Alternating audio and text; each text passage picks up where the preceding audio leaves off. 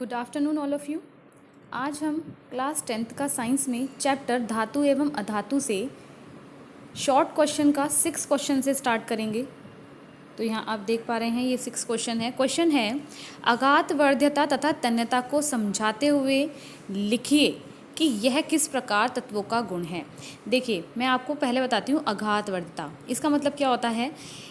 ये ऐसी धातुओं की प्रॉपर्टी होती है जिन धातुओं में मतलब एक पतली शीट में जब हम उनको पीटते हैं तो एक पतली शीट में कन्वर्ट हो जाती हैं, है ना, बिना टूटे। तो ऐसी धातुएं जो बिना टूटे पतली पीटे जाने पर पतली चादर में परिवर्तित हो जाती हैं, वो होती हैं आघात वर्ध्यता का गुण रखती हैं वे धातुएं, है ना। तो यहाँ आप देख पा रहे होंगे कि धातुओं का वह गुण जो उन्हें पीटे जाने पर बिना तोड़े पतली चादर में परिवर्तित होने की क्षमता प्रदान करता है, आघात वर्ध्यता कहलाता है। अब देखिए आघात वर्ध्यता धातु का एक विशिष्ट भौतिक गुणधर्म है, फिजिकल प्रॉपर्टी है। सोना तथा चांदी सर्वाधिक आघात वर्धनीय होती हैं क्योंकि हम उनको बहुत ही पतली चादर में कन्वर्ट कर सकते हैं, इसलिए वो कॉस्टली भी होती हैं। एल्यूमिनियम तथा कॉपर भी उच्च आघात वर्धनीय धातु हैं जिनमें हम उनका यूज़ कर लेते हैं रैपिंग पेपर में, है ना। बिस्किट, चॉकलेट, दवाइयाँ, सिगरेट आदि भी पैकिंग में एल्यूमिनियम पत्रों का प्रयोग किया जाता है। आपने देखा होगा, हालांकि जो हमारी वो होती हैं स्वीट्स होती हैं बर्फ़ी वगैरह पे आपने देखा होगा उस पर सिल्वर कलर का एक वाइट कलर की चमकीली सी परत जमी होती है, वो सिल्वर की होती है ना। तो कितनी पतली चादर बना ली उसमें, देखो कितना मतलब स्लिम कर दिया उसको, तो उसको बोलते हैं आघात वर्ध्यता। नेक्स्ट है तन्यता। देखिए तन्यता का मतलब क्या होता है आपको मैं समझाती हूँ। सपोज़ कीजिए ये मोटी लेयर है ना, एक धातु है, ये मोटी है।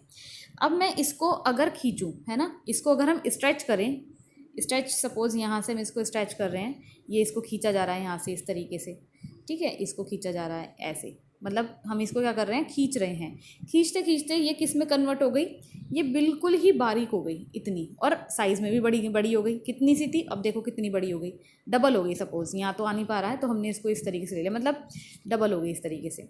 तो जब कोई धातु, है ना, अपने आप को तार के रूप में पतले रूप में कन्वर्ट कर लेती है तो उसको तन्यता का गुण कहते हैं। अब देखो आप समझ पा रहे होंगे, यहाँ पर वे धातुएं जिनसे अत्यंत पतले तार खींचे जा सकते हैं तन्य कहलाती हैं तथा इस गुणधर्म को तन्यता कहते हैं। तन्यता धातुओं का एक अन्य विशिष्ट गुणधर्म है जिसमें कि सोना क्या है, सर्वाधिक तन्य धातु होती है, इसलिए तो सोना बहुत ज़्यादा महंगा होता है ना। हाँ जी, तो ये फर्स्ट क्वेश्चन हो गया हमारा 6 आज का। अब सेकंड क्वेश्चन आता है आज का, मतलब 7 नंबर क्वेश्चन। तो यहाँ 7 नंबर क्वेश्चन पे आप देखिए ये दे रखा है, कारण सहित स्पष्ट कीजिए कि निम्नलिखित रासायनिक सब अभिक्रिया संभव है या नहीं है। तो देखिए पहली वाली जो अभिक्रिया है जिसमें Hg, है ना, Hg की रिएक्शन कराई गई है, इसको बोलते हैं मरकरी। इसकी रिएक्शन H2SO4 के साथ कराई गई है। H2SO4 ये सल्फ्यूरिक एसिड है और क्या बना रहा है, HgSO4, है ना, और साथ में हाइड्रोजन गैस लिबरेट कर रहा है। तो देखिए ये कभी नहीं बनता, ठीक है, तो ये रिएक्शन कभी नहीं होगी। अब बात आती है कि क्यों नहीं हो सकती।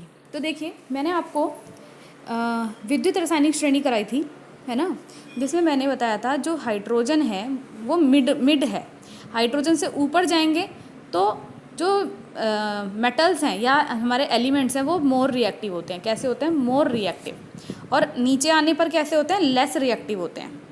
तो ये जो मरकरी है ये हाइड्रोजन से कहाँ पर आएगा, हाइड्रोजन से आता है ये नीचे, ठीक है, इसका स्थान हाइड्रोजन से नीचे है, इसीलिए ये हाइड्रोजन को विस्थापित नहीं कर सकता और HgSO4 कभी नहीं बनेगा। नेक्स्ट है कॉपर। आप देखिए मैं आपको दिखाती हूँ। नेक्स्ट दे रखा है ये वाला कॉपर प्लस 2 AgNO3, है ना। अगर हम कॉपर की रिएक्शन, यहाँ देखिए कॉपर की रिएक्शन अगर हम कराते हैं किससे, AgNO3 से, AgNO3 से, और क्या बना रहा है ये इसको रिप्लेस करके बना रहा है CuNO3, है ना, CuNO3, और प्लस Ag क्या हो रहा है, रिमूव हो रहा है। हाँ जी, तो अब देखिए यहाँ पर आप देख पा रहे होंगे कॉपर ने Ag को रिप्लेस कराया और क्या बनाया है, कॉपर नाइट्रेट, ठीक है। तो ऐसा क्यों हुआ, कॉपर ने Ag को रिप्लेस क्यों किया, क्योंकि जो कॉपर है, copper is more reactive than Ag। Ag से ज़्यादा रिएक्टिव है कॉपर, क्योंकि ये हाइड्रोजन के ऊपर है। ओके, तो ये इसलिए रिएक्शन संभव है। अब देखिए यहाँ यही लिखा हुआ है, आप इसको रीड कर लीजिएगा, क्लियर हो जाएगा। नेक्स्ट क्वेश्चन है, सल्फ्यूरिक अम्ल में जिंक डालने पर हाइड्रोजन गैस मुक्त होती है परंतु सिल्वर डालने पर नहीं होती, कारण बताइए। उपयुक्त अभिक्रिया को समीकरण द्वारा समझाइए। देखिए मैं आपको समीकरण ही बता देती हूँ इसका, है ना, तो आप अच्छे से क्लियर समझ पाएंगे। देखिए यहाँ पर दिया है कि अगर सल्फ्यूरिक अम्ल में हम क्या डाल दें, जिंक डाल दें, तो देखो ये सल्फ्यूरिक अम्ल है H2SO4, ये हमने इसमें जिंक डाल लिया, तो ये क्या बना रहा है, हाइड्रोजन गैस लिबरेट कर रहा है और यहाँ एक साल्ट बन रहा है ना, जिंक सल्फेट। ऐसा क्यों हुआ, क्योंकि जो हाइड्रोजन है उससे ऊपर जिंक धातु होती है, तो जिंक ज़्यादा रिएक्टिव है हाइड्रोजन से, इसलिए वो हाइड्रोजन को रिप्लेस कर रही है ना। लेकिन अगर H2SO4 की रिएक्शन हम किससे करा दें, Ag से करा दें, तो ये इसको रिप्लेस नहीं कर पाएगी, क्योंकि हाइड्रोजन ज़्यादा रिएक्टिव है, अभी हमने ऊपर पढ़ा था सिल्वर से। तो इसीलिए आप विद्युत रासायनिक श्रेणी देखेंगे, उसमें सिल्वर का स्थान हाइड्रोजन से नीचे होने की वजह से यहाँ कोई भी रिएक्शन नहीं होगी। ठीक है, आप यहाँ देख पा रहे होंगे, ये देखिए यहाँ लिखा हुआ है कोई भी रिएक्शन यहाँ पर नहीं होगी। ठीक है, नेक्स्ट क्वेश्चन, यहाँ पर देखिए क्वेश्चन बहुत सिंपल है, ज़्यादा कॉम्प्लिकेटेड भी नहीं है। ABC 4 धातुओं के नमूने दिए हैं और इन चारों को अलग अलग विलयन में डुबोया गया है, तो हमें बताना है कि परिणाम ही क्या आता है। पहला विलयन है किसका, आयरन सल्फेट का, दूसरा कॉपर सल्फेट का, तीसरा जिंक सल्फेट का और चौथा किसका है, सिल्वर नाइट्रेट का। अब देखिए क्वेश्चन पे आते हैं सीधा, है ना, आप इनको ध्यान में रखिएगा।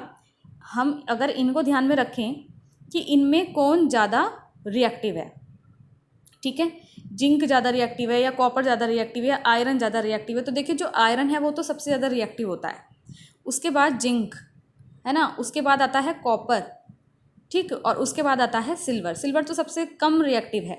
अब देख लेते हैं इसके, बस इतना ध्यान रखिएगा। अब देखिए यहाँ पर दिया है ऊपर, इस सारणी का उपयोग कर ABCD के संबंध में निम्न प्रश्नों के उत्तर दीजिए। तो देखिए क्वेश्चन नंबर फर्स्ट क्या है, सबसे अधिक अभिक्रियाशील धातु कौन सी है, मैं आपको बता चुकी हूँ, Fe है ना।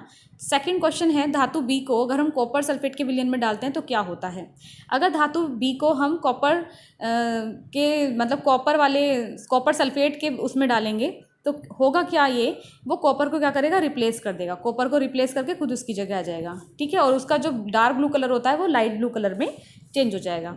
नेक्स्ट क्वेश्चन है, धातु ABCD को अभिक्रियाशीलता के घटते हुए क्रम में लिखो। तो सबसे ज़्यादा क्रियाशील है B, फिर A, फिर C और फिर D है।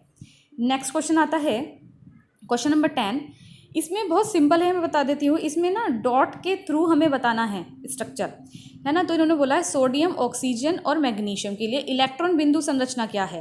तो पहला क्वेश्चन है, इलेक्ट्रॉन के स्थानांतरण के द्वारा, है ना, सोडियम ऑक्साइड Na2O और मैग्नीशियम ऑक्साइड का निर्माण दर्शाइए, किस तरीके से इनका निर्माण हुआ है। और सेकंड क्वेश्चन है, इन यौगिकों में कौन कौन से आयन उपस्थित हैं। तो सिंपल मैं बता देती हूँ, पहले आयन्स बता देती हूँ। Na2O, O हमेशा नेगेटिव होता है और ये होता है पॉजिटिव, ठीक है। और MgO में भी ऐसे ही है, MgO में O नेगेटिव और Mg कैसा है, पॉजिटिव होता है। ये तो आपको क्लियर हो गया, यहाँ से क्लियर हो जाएगा ये। अब नेक्स्ट आता है, देखिए जो सोडियम है ना, Na, इसमें कलर चेंज कर देती हूँ। जो सोडियम है उसका जो मतलब एटॉमिक नंबर होता है वो होता है 11, और वो कितने उसमें डिवाइड होगा, जैसे 2 में हो गया, 8 में हो गया और 1 में डिवाइड हो गया। ठीक है, इस तरीके से उसमें ये डिवाइड रहता है। ठीक है, अब देखिए, अब इसका जो लास्ट वाला इलेक्ट्रॉन है ना, हम इसको शो कर सकते हैं इस तरीके से, ये डॉट के थ्रू। जितने भी लास्ट में इलेक्ट्रॉन होंगे उसको हम शो कर देंगे। अगर हम Mg की बात करें, मैग्नीशियम की, आप यहाँ देख पा रहे हैं मैग्नीशियम की, इसका 12 होता है और ये कितने में विभाजित होगा, 2, 8 और 2 में। तो इसके पास आउटर मोस्ट शेल में कितने इलेक्ट्रॉन है, 2, तो हम इसको शो करेंगे Mg और 2 इलेक्ट्रॉन। सिंपल ये है कि इस पर 1 पॉजिटिव होता है और इस पर 2 पॉजिटिव होता है, इस तरीके से भी हम कह सकते हैं। अब देखिए किस तरीके से ये हुआ, इसका निर्माण देखते हैं, जो कि इम्पॉर्टेंट है। Na2O का निर्माण कैसे हुआ है।